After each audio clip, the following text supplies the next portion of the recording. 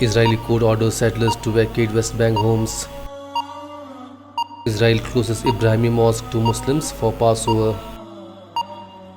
Attack on opposition leaders, unwelcome violence, Erdogan. Saudi Arabia detains 13 for planning terrorist acts. US to end sanctions waiver on Iran oil imports, report. Turkey slams US move to end waivers on Iran oil imports. Iran says 72 people killed in floods. Sudan opposition party declines to join interim government. Turkey Azerbaijan to hold joint military drill. Turkish agencies restore confidence of Rohingya Muslims. Pakistan Iran to form joint reaction force on border. Pakistan releases another 100 Indian fishermen.